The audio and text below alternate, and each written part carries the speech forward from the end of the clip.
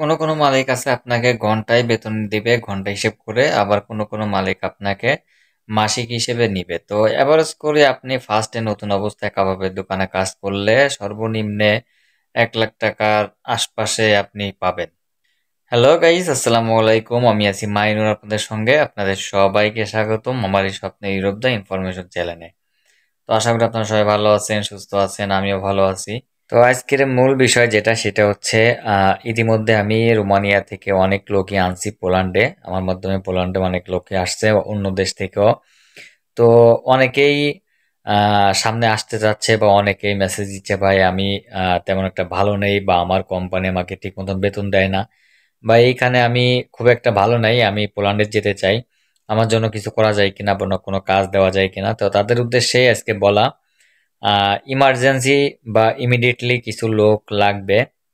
অনেক কাবাব দোকানের নতুন নতুন উদ্বোধন হচ্ছে বা নতুন দোকান চালু করতেছে অনেক মালিকে, এবং অনেক পুরনো দোকানেও আছে যেগুলাতে কর্মচারী দরকার বা লোক দরকার।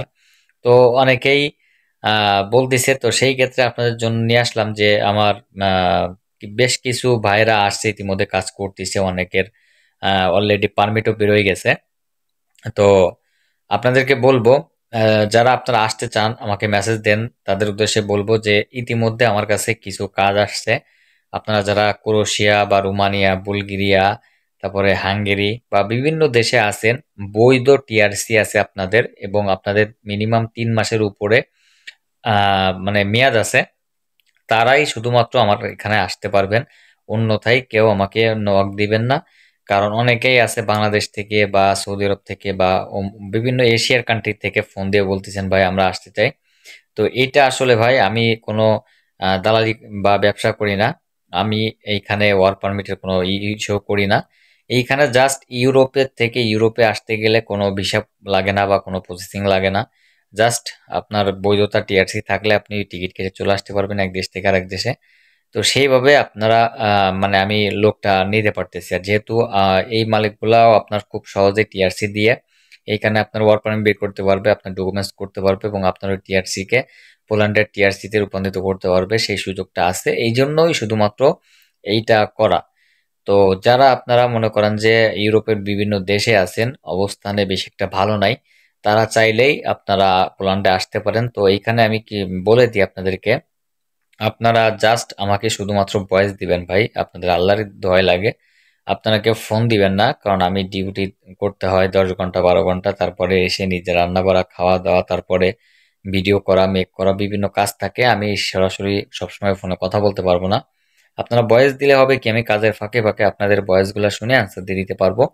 তো এই জন্য আপনাদেরকে অনুরোধ করব যে আপনারা ভয়েস দিয়ে রাখবেন। আর শুধুমাত্র যাদের টিআরসি আছে এবং 3 মাসের উপরে মেয়াদ আছে তারাই মেসেজ দিবেন, অন্যথায় কেউ দিবেন না যে ভাই আমি সামনের সপ্তাহে পাবো বা সামনের মাসে পাবো বা আমি ফিঙ্গার দিছি বা আমি ফিঙ্গার দিব। এইরকম ধরনের লোকে ডিস্টার্ব করবেন না। আপনি টিআরসি হাতে পাইলেই নক দিন, যদি আমার কাছে কাজ থাকে আমি আপনাদেরকে আনবো, সমস্যা নাই। তো এখন শুধুমাত্র ইমার্জেন্সি কাজে কিছু লোক লাগবে, যেহেতু আজকে এই মাসের শেষ।